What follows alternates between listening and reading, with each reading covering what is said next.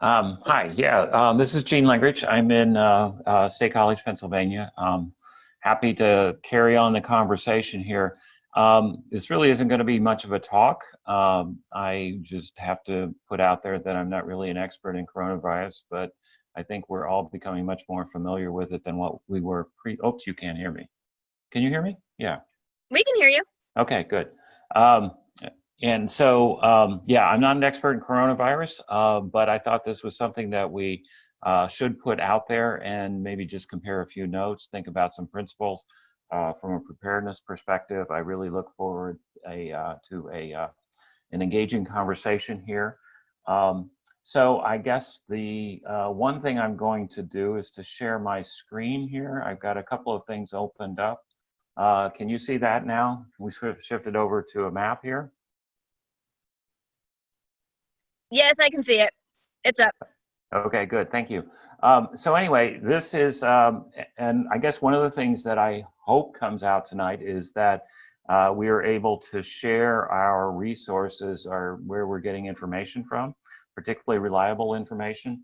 And so this is one that I found that I believe, and I guess that's an important feature here, but this is maintained by Johns Hopkins, their Center for Security and something or other.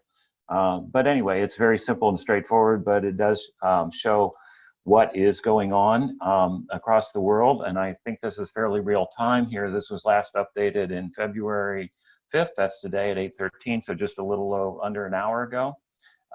And so we're seeing total number of confirmed cases up here, 27,940. And then it lists out them by the various countries here. So as I think all you know, 99% of them are still in mainland China, with then them spread throughout the various countries. You do have another tab down here where you can look at the city, this or the state or province, if it's listed there. If it's listed, some of them, particularly where they have fewer cases down at the bottom here, they don't necessarily drill down within the country.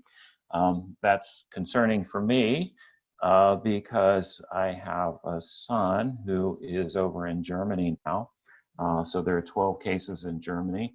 But if you notice on the map here, it's only listed as being in the entire state of Germany. So I haven't found a real good place to be able to drill down within a country, or those countries, some countries that have a small number of cases that are at a local in a local area.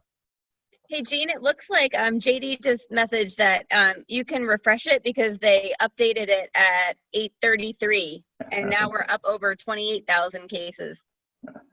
Oh, JD, you're right on top of things. Yeah. Okay. 8:33. So a little bit of an increase there. So yeah, any other any other comments or observations where about what you're observed, what we've talked about here so far? Hi, Jean, it's Charlotte. Yeah. How are you? Yeah, good. Thanks. Good to hear your voice. So we've been carefully watching this this site as well, being in the hospital realm. And I think one thing to point out on this is in the lower right-hand corner, if you look at the line graph, what we really want to watch is to see at what point that starts to plateau and then the curve starts to come back down again. Because right now we still have an upward trajectory, which is concerning. Yeah, you're right.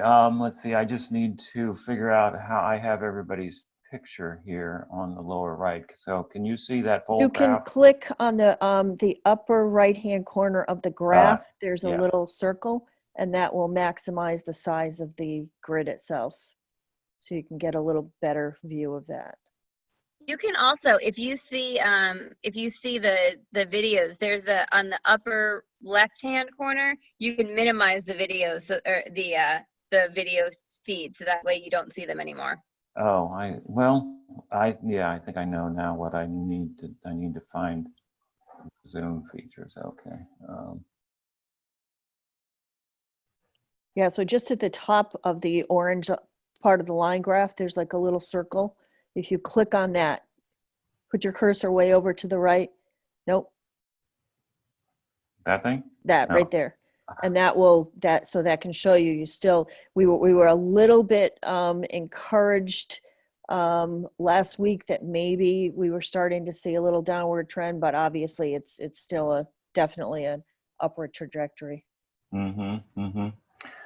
Yeah, but anyway, so let's just go back to the map and we'll continue to focus. Let's kind of dig into this. So I'm just kind of, scrolling back and forth.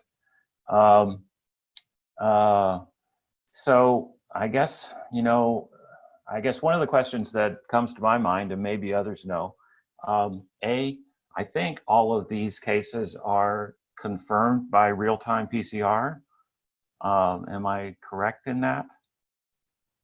I think so. At least the ones in the United States and Europe are. Yeah, I know, but that's a very small proportion of these total here. So that's always been one thing that I have not really been certain about. And then also what's the certainty of these number of deaths then that are from truly from coronavirus? I think the data itself, you have to take a little bit with a grain of salt, because I think in a lot of cases these are highly underreported. I think what you really need to look at, I think in the United States they're accurately reported, and probably in Western Europe, but I think in an influx that's so huge in China, there's probably a lot of unrelated cases. I think really what you need to look at is the widespread geographic map. So, Abaduan, I'm glad you're on board here. I guess one of the things I've been watching too is that there are no cases in South America or Africa, which is I guess that's a double-edged sword. That's good that there are no cases there, but it would be bad if there are cases but they're not being detected or reported. So I guess, Abaduan, I'm just wondering if you have any insight into corona in Nigeria or in Africa. I hate to put you on the spot, but I'll do it anyway. It's 3 a.m. there, so we should cut him a little bit of a break here too.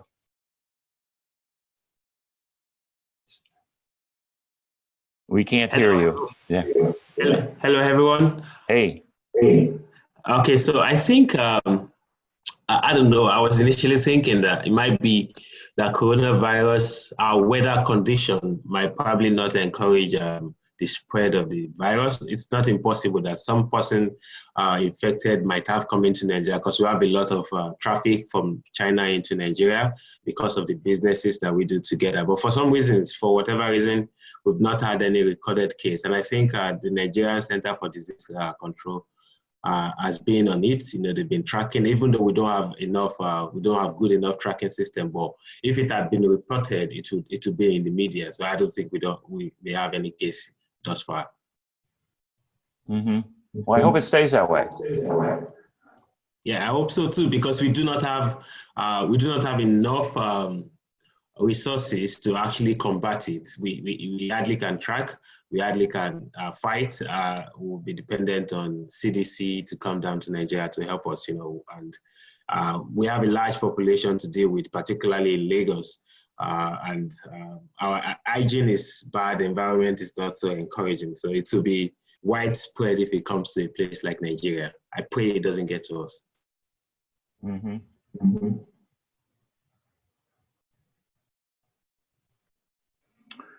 Okay, I still haven't figured out this video here. Do you know what? There we go. I know, but I got something. There we go. Can you hear me? Yeah, I can now. Oh, I was wondering, when do they consider it a pandemic? I mean, how many countries does it need to be in? Or? Well, that's a great question. I think it's probably a matter of interpretation. Some people that's on mass media have called it a pandemic. Pandemic generally means a widespread outbreak involving multiple nations. Yeah, I think I think that's a scary word, and that's partly why people don't tend to use it formal fashion. Okay, thank you. Anyway, so that's the map feature here. So I encourage you, Charlotte, it's good to hear that you guys are using this. That confirms that this is still a good source. I guess the other parts of this here is, here's the total number of deaths that's being reported here, 564, almost all of them in Hubei, mainland China, with them kind of, with the majority of those, all of those, I think, except for one in the Philippines, being focused in China and Hong Kong and the Philippines. So you can take a look at that. So of course, one of the things that people are very interested in is what is the case fatality rate. So that's this number, this 564 divided by the 28,078 over here. And so that is coming out to about 2%. So that 2% is a number that a lot of people are watching. It sort of puts it above what the seasonal flu does, but below what SARS was. SARS was closer to a 10%. And actually, we'll get to, I've got a couple of other tabs open here. We'll get to that. But anyway, so you can, so other comments about this case fatality ratio. I have seen other estimates that are higher and lower. Of course, it's very dependent upon what you put in the numerator and denominator. JD has a question about the number of double recovered, the more than double recovered versus deaths, and he wants to know if that means something promising. Yeah, JD, that's a great question, and I don't know the answer to that. I'm very curious also about how these are reported. So what we have is about a 50% recovery rate. So taking 564 divided by 1141, I would expect maybe Charlotte or others have more knowledge about this, but I would expect this total recovered means that indicates the number of individuals who were hospitalized, probably, maybe in an ICU, and who left that then. Charlotte or anybody else, do you all have other knowledge about how total recovered is counted? Yeah, I'm not exactly sure how they're determining in that. Are they talking about 1,100 of the 28,000 that recovered? Or are they talking about hospitalized? I'm not really sure where those numbers come. Mm-hmm. Mm-hmm.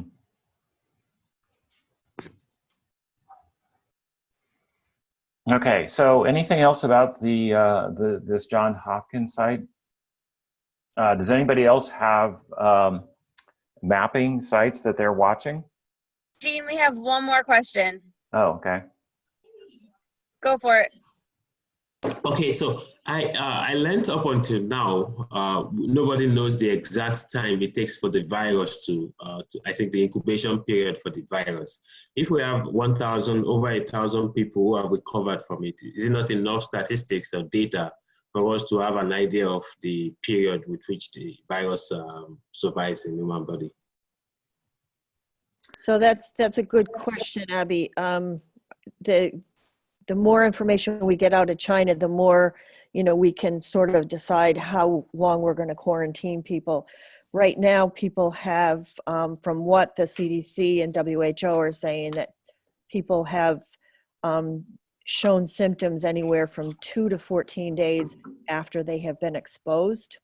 And so that makes this, a difficult without quarantining people to keep this from spreading, because you may check somebody's temperature when they get off a plane on day 1 and they have no fever and they're fine, and then 5 days later, they become symptomatic, and now you've had 250 people on the plane that have been exposed. So there is obviously the huge concern and potential because of the long incubation period.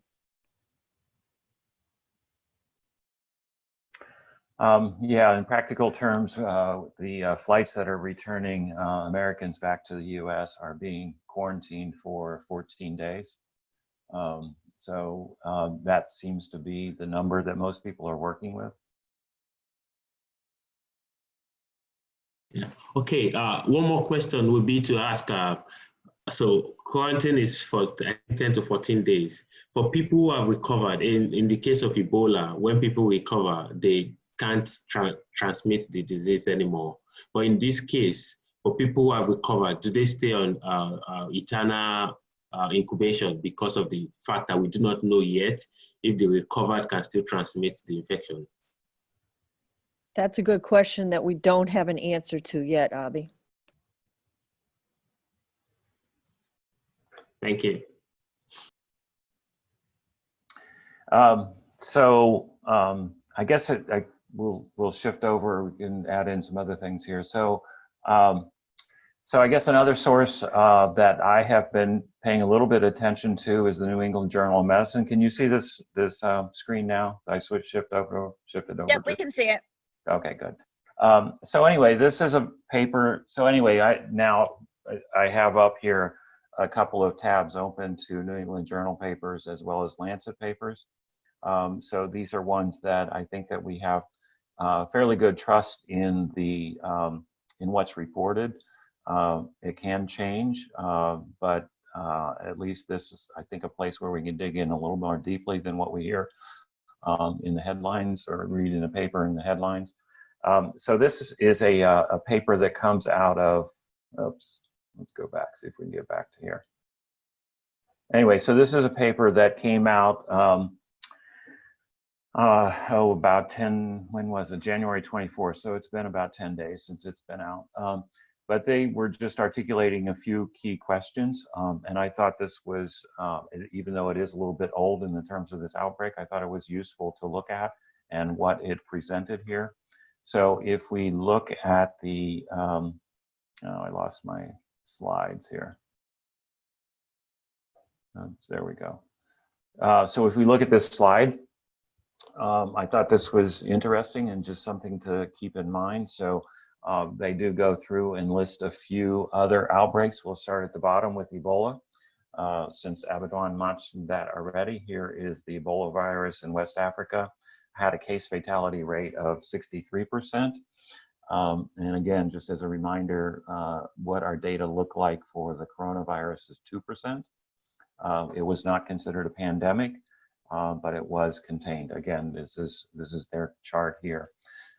For the MERS coronavirus, it had a case fatality rate of 34%, was not considered a pandemic. And then they also talk about how it was contained. This is still going on in an animal reservoir with zoonotic spillover.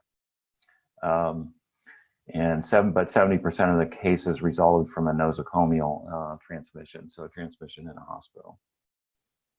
SARS back in 2002, 2003 had a case fatality rate of 9.5, was considered a pandemic, and it was eradicated from the intermediate reservoir. I'm not quite sure how that happened. And 58 cases resulted from nosocomial transmission. Then we get, as we're moving on up, we get more into some unknowns here. I don't actually know what NL63 is, maybe others do. But this is the avian flu, case fatality rate of 39%, was not considered a pandemic, and the eradication, it was non-contained eradication efforts in the poultry reservoir are ongoing. This is largely in the Southeast Asia. Here is H1N1, had a case fatality rate of 0.02 to 4%. So it is substantially lower than the 2% that we and others have estimated this one to be at. And it was considered a pandemic, not contained. Post-pandemic circulation and establishment was in the human population. And then, of course, this is where we're at now with the 2019 new coronavirus. Again, this publication came out about 10 days ago. So Jean, the NL63 coronavirus, well, I'm just looking this up. It's not something I knew off the top of my head, but Okay. the NL63 was a coronavirus back in 2004 and 2005. Okay.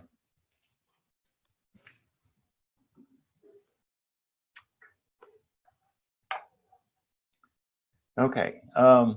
This is another chart that's in that article, and I think it's simple, but simple is always good if it shows a point here. And I think when this one does, this is what they call their patient triad, where they're talking about the number of cases that are mild or asymptomatic or relatively small, and then severe and fatal. I think one of the things that it does do nicely is to point out that in some situations, patients not be seeking healthcare, and therefore they're not going to be diagnosed and isolated. So anyway, I guess it's a nice visual in this paper to talk to remind ourselves about the different types and severity of cases in any sort of outbreak. So the New England Journal is one I would encourage you to pay attention to, because they are coming out periodically with articles about specific situations. I guess one that I, again, personally had been very interested in was one that was reporting the situation in Germany, at least the initial situation, where there are 5 cases there. The index case was a business person who came from China, flew over for a couple days of meeting in the Munich area, and then left, went back home, developed symptoms on the plane going back home. But after he was gone, 4 individuals in that company did develop coronavirus. I think the first one had, I guess, what was a relatively mild condition because he went back to work after a couple of days. And then there were several others that came down. A couple of those actually didn't say they didn't have direct contact with that index patient when he was there with them for the couple of days. So I don't have that up here, but again, you know, the New England Journal or JAMA I think are great places to be able to dig into individual case reports or outbreaks. And that's one that has really piqued my interest, in part because my son is over in Germany, but it also tells us a bit about, or at least it suggests some things about the infectious nature of it without actually the patient showing symptoms, and then also possible transmission from either secondary sources or some other mechanism. You know, maybe these individuals who got sick later on didn't correctly recall whether they had contacted that patient or not, but the index patient. But it gives us some sort of it's again a good source to be able to dig into what might be going on in a particular place. I know I haven't read it, but I know there's a recent report on I think some family transmission out of India. Again, all of this is going to help give us more information about this transmission potential.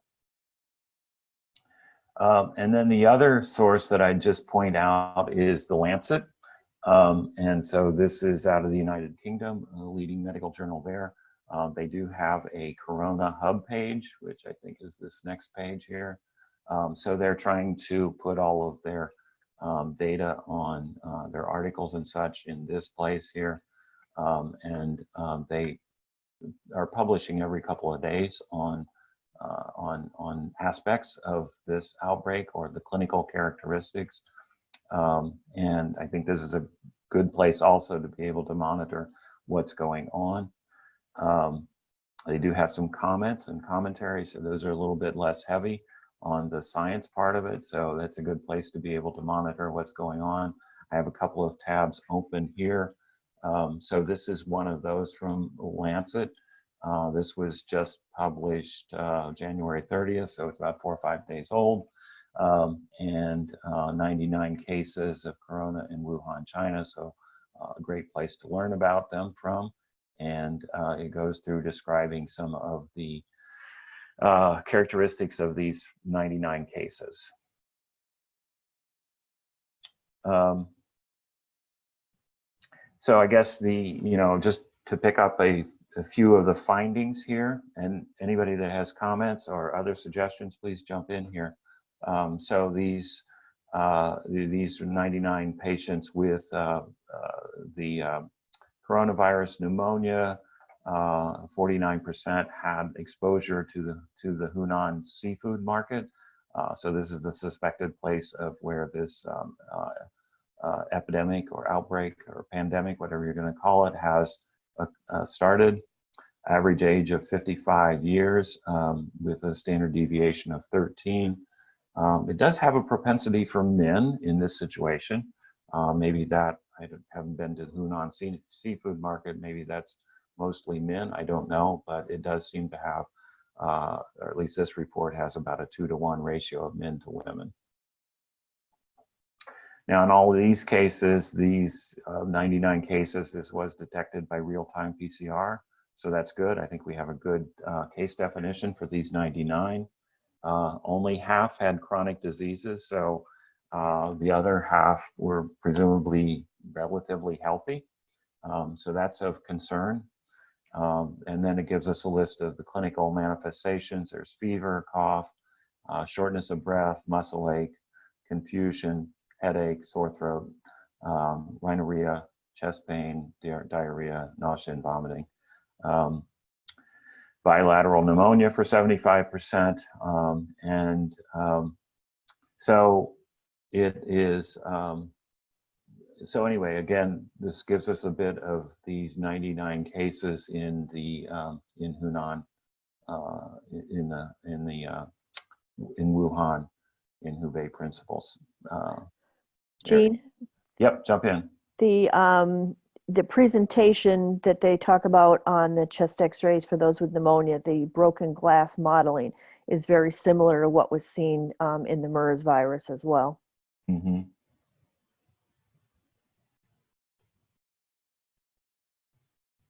Okay. Let's see. So what else do I have open up here? This one I think it was a little more, yeah, this is February 3rd, so this was just published yesterday. And going through a little bit of the some of the epidemiology here of this as well. So again, this is good to keep in mind that China first alerted the WHO on December 31st that it had some severe cases of pneumonia from an unknown virus. Unfortunately, going by history, China was aware of the SARS virus long before it notified WHO of that. So we don't know how long this may have been going on before that notification took place, but that's sort of the milestone that is put in the ground here. They are, they're concentrated in Wuhan, in Hubei province, home to 11 million people. One thing that is extremely scary is that for me in China, there's they've quarantined 50 to 60 to 70 million people, something that the world has never seen before. And Wuhan is not a small city either. And those pictures we see online of deserted streets and factories is quite scary to me. I guess one of the things here to point out is this R naught that they are reporting here with an R naught of 1.4 to 2.5. So this R naught is the number of cases that an individual is expected on average to transmit to. So for example, on the lower end here, this R naught means that each person that is infected is expected to transmit it to 1.4 people, on average about 2 people. So that R naught of 2 is what I've seen several times from reports and studies. I've also seen one that's as high as 4. But again, look at your sources of where you're getting your information, and rely a bit more on that than necessarily what you hear on the street or in the headlines of the mass media. So we're looking at an R naught of somewhere in the order of 2 here for this. Is what our reports currently look like. Again, this is talking about the elderly and those with comorbidities. I'm sure that's the greatest risk, but it doesn't look like it's limited to those individuals. Incubation period of 2 to 10 days. Again, I think that's partly driving the 14-day quarantine for individuals coming back from China to the US, for example.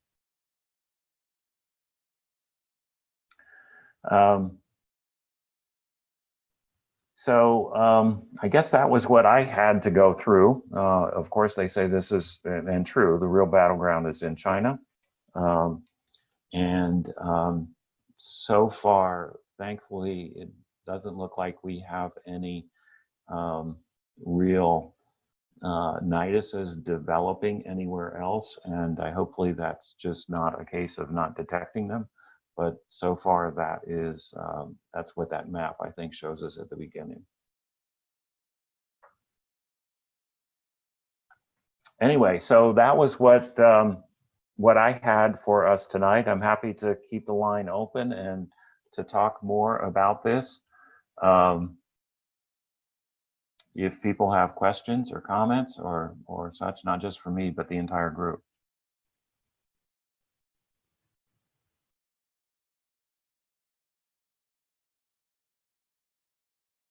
If you've got any, you can either raise your hand or you can type them in the chat box.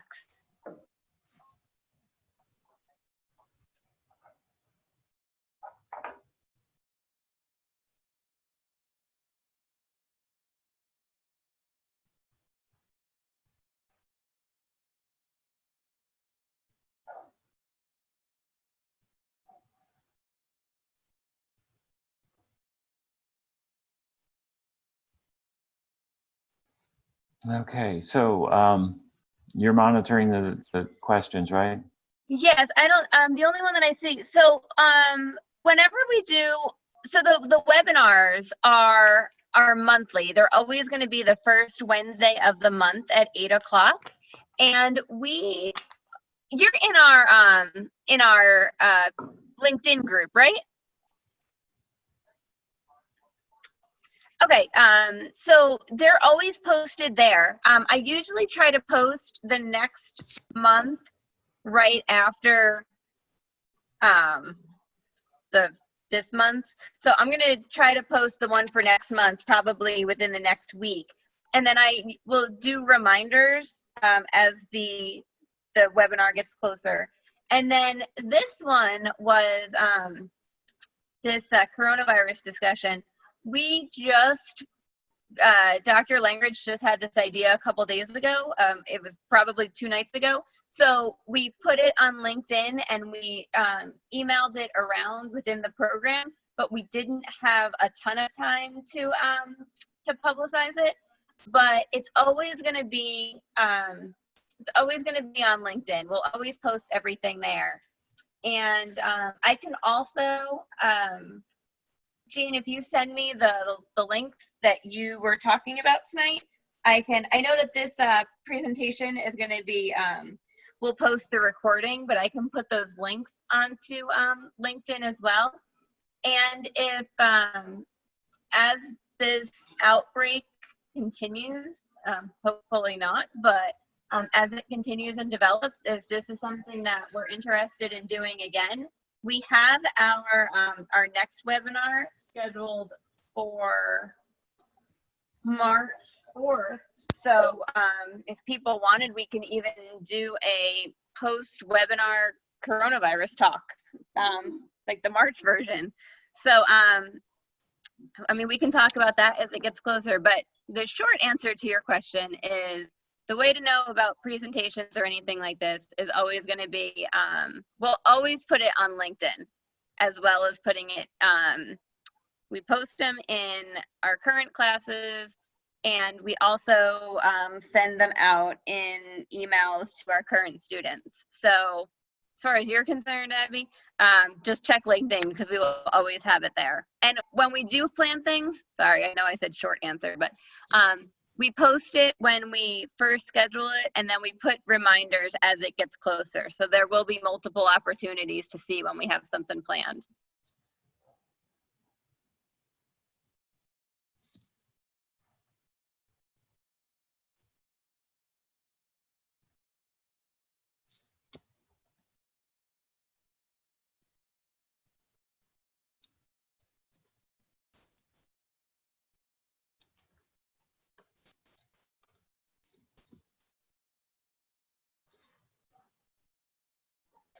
Good night, everyone. Bye-bye. Thank you all.